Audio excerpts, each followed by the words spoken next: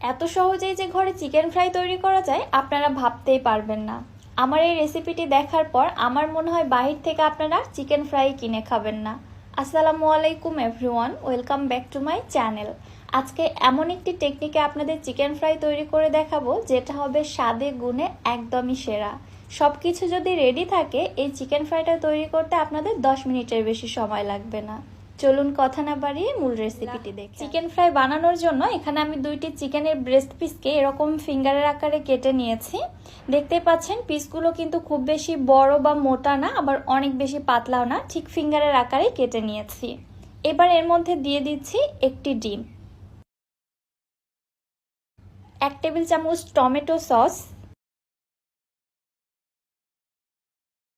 1 চা চামচ লাল মরিচের গুঁড়া, হাফ চা চামচ কালো গোলমরিচের গুঁড়া, হাফ চামচ আদা বাটা, হাফ চামচ রসুন বাটা, স্বাদ মতো লবণ। লবণটা এখানে অবশ্যই বুঝে দিবেন কারণ এখানে সয়া সস ব্যবহার করা হবে। সয়া সসে কিন্তু পর্যাপ্ত পরিমাণে লবণ থাকে।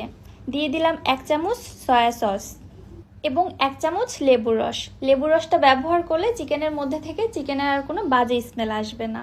ব্যাস এটুকুই মশলা, এখানে আর কোনো মশলা যাবে না। এবারে সব মশলাগুলো চিকেনের সঙ্গে খুব ভালোভাবে ম্যারিনেট করে রেখে দিচ্ছি। ম্যারিনেট করে আপনারা চাইলে চিকেনগুলোকে রেস্টে রেখে দিতে পারেন, তবে আমি রেস্টে রাখবো না, ইনস্ট্যান্ট তৈরি করব। পরবর্তী যেটুকু প্রসেসিং রয়েছে জাস্ট ওটুকু সময় রেস্টিংয়ে থাকবে।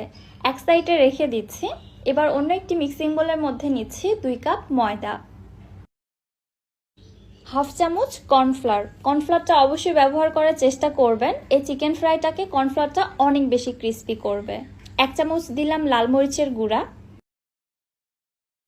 হাফ চামচ হলুদের গুঁড়া। হলুদের গুঁড়াটা অপশনাল, এটা চাইলে স্কিপ করা যেতে পারে, তবে দিলে চিকেন ফ্রাইয়ের কালারটা ভালো আসে।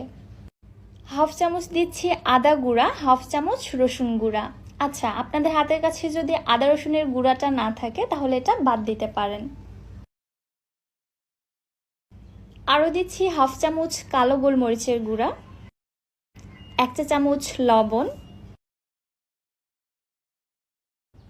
এবার একটি হ্যান্ড হুইস্ক দিয়ে সব শুকনো উপকরণগুলো খুব ভালোভাবে মিশিয়ে নিচ্ছি। সব উপকরণগুলো খুব ভালোভাবে মিশিয়ে নিলাম। এবারে রয়েছে টুইস্ট। এখানে ময়দার মিশ্রণের মধ্যে এভাবে অল্প অল্প করে পানি ছিটিয়ে দিয়ে ময়দার ক্রাম্বস তৈরি করে নিব।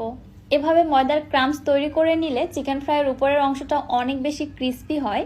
যারা চিকেন ফ্রাইয়ের উপরে সেই ক্রিস্পি লেয়ারগুলো তৈরি করতে পারেন না তাদের জন্য এই রেসিপিটা আরও বেশি ইজি হবে। একদম পানির মতো সহজে তৈরি করে নিতে